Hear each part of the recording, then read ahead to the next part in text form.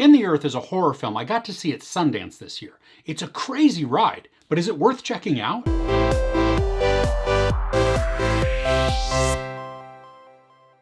As the world searches for a cure to a disastrous virus, a scientist and a park scout venture deep in the forest for a routine equipment run. Now, the story takes place in the time of COVID, but it doesn't really focus on that. It's kind of the impetus for the story and why things are a bit isolated, but once the story begins, that portion really gets left behind. We have four main characters, but two of which we meet at the start.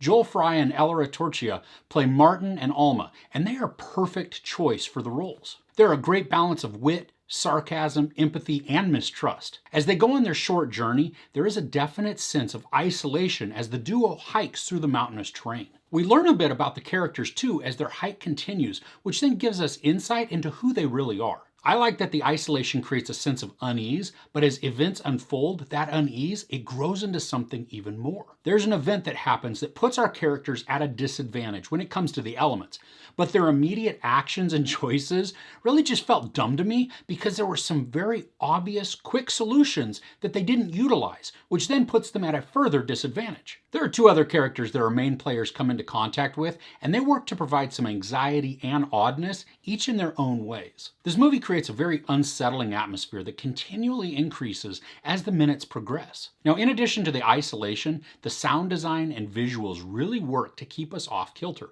For the sound, you have the grandeur of the forest with all kinds of squawking birds, and then that contrasts with times of absolute silence. There are other times where the sound is overwhelming. It's discombobulating and disorienting, and that's exactly what it's meant to do. We are transported right into the situations that the characters are in, and we get to experience that disorientation that they're feeling. The visuals are jacked up and trippy too. Sometimes there's a slight Mandy-esque feel to them, but they're not as frenetic as that movie, but they do come close sometimes. There are also several portions where the lighting is used to really confuse our senses and increase the anxiety and tension of the scenes. You probably aren't going to want to be under the influence of anything as you watch, or it may really tweak you out. If you see this in the theater, I can only imagine the overall effect that the sound and lights are going to have on you.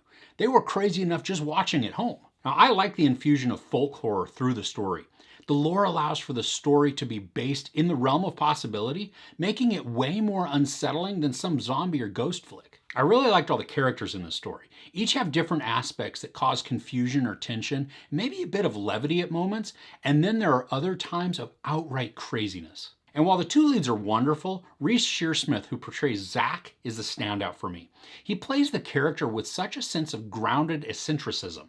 Is that a word? Well, it is now. Zach is bizarre and more than a little off, but he's endearing in a very messed up kind of way. Now, I do think that one of the arcs was a little predictable in the story, but it wasn't outright obvious. It was more like, I think this is going to happen, but I'm not totally sure. Then later on down the road, it does end up happening. It wasn't enough to ruin the story for me, but in hindsight, it was a little obvious. I do like that the story doesn't really let up on the oppressiveness. It gives some brief moments of reprieve, but they're really short, and I never felt like I could let down my guard as the scenes ramped up. The pace of the story is patient, but it is consistent. And the overall story did feel a tiny bit long though, even though it's only an hour and 40 minutes. It's not like the pace dragged, but maybe more than just a few of the scenes just went on longer than they needed to. The ending of the story is going to require that I watch this again. I mean, there were some elements that went weird, and I want to be able to examine it further to just really comprehend what the message was. And this being a horror, there are not just atmospheric elements to make you feel uncomfortable. There were more than a few moments that made me squirm and cringe. I mean, some of it was unflinching in the violence. There's one scene in particular.